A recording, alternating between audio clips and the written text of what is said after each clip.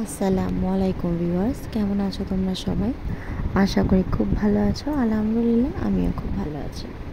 আজকে তোমাদের সঙ্গে আমি শেয়ার করছি কি করে তোমরা খুব সহজেই বাড়িতে বসেই অল্প উপকরণ দিয়ে একেবারে দোকানের মতো নরম তুলতুলে রসালো গোলাপ জামুন মিষ্টি বানাতে পারবে।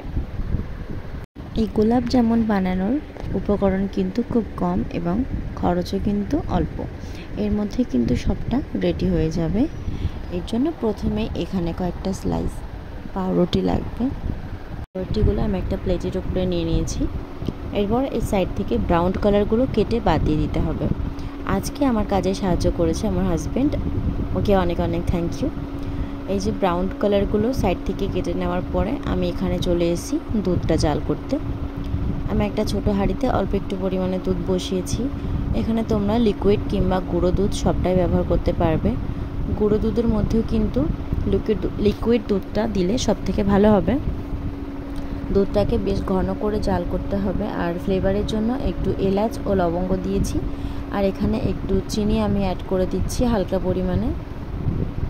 আর এই যে আমাদের ছোট্ট অতিথি চলে এসেছে মিষ্টি খাওয়ার জন্য একা একা।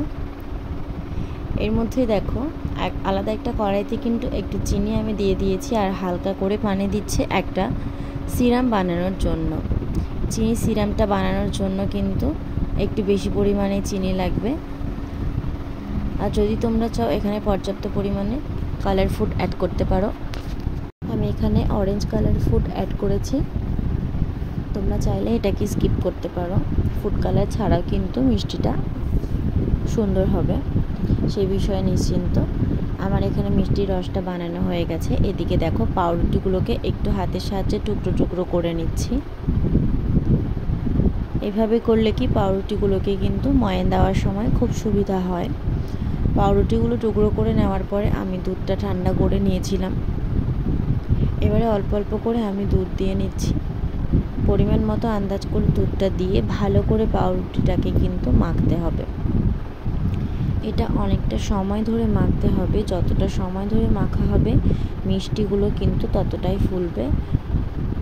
আমি এখানে একটু বেকিং সোডা ব্যবহার করেছিলাম, তোমরা চাইলে বেকিং পাউডারও ব্যবহার করতে পারো। খুব বেশিক্ষণ ধরে এটাকে মাখতে হবে। বেশ ভালো করে প্রেস করে ময়ান দেওয়ার পর এরকম গোল গোল পাকিয়ে নিয়েছি মিষ্টির আকারে। এবারে আমি এগুলোকে ছ্যাঁকা তেলে লাল লাল করে ভেজে নিচ্ছি। সাদা তেলে কিন্তু এটাকে ভাজতে হবে, একেবারে ডুবো তেলে লাল করে ভেজে নিতে হবে। দেখতে কিন্তু রসগোল্লার মতো লাগছে। শুধু এখানে রসটা আসলেই রসগোল্লাটা তৈরি হয়ে যাবে। মিষ্টিটা আমার এখানে আস্তে আস্তে ব্রাউন কালার চলে আসছে। এবারে আমি যে রসটা নামিয়ে রেখেছিলাম তার মধ্যে ফ্লেভারের জন্য একটু এলাচ ও লবঙ্গ দিয়ে দিয়েছি। তারপরে এই যে মিষ্টিগুলোকে রসের মধ্যে ডুবিয়ে রাখতে হবে। আমি 2 থেকে আড়াই ঘন্টা পর তোমাদের সঙ্গে শেয়ার করছি। দেখো মিষ্টিগুলো কিন্তু খুব সুন্দর রসের মধ্যে চুবে আছে। আর এটা ভিজতে আরও একটু সময় লাগবে, সেই সময়টা কিন্তু দিতে হবে, না হলে ভিতরে শক্ত থেকে যাবে।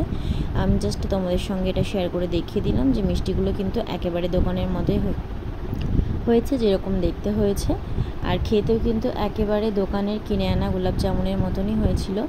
তোমরা অবশ্যই বাড়িতে একবার ট্রাই করবে পাউরুটি দিয়ে খুব সহজে এই গোলাপ জামুন। আজকের মধ্যে এখানে শেষ করছি বন্ধুরা। আল্লাহ হাফিজ।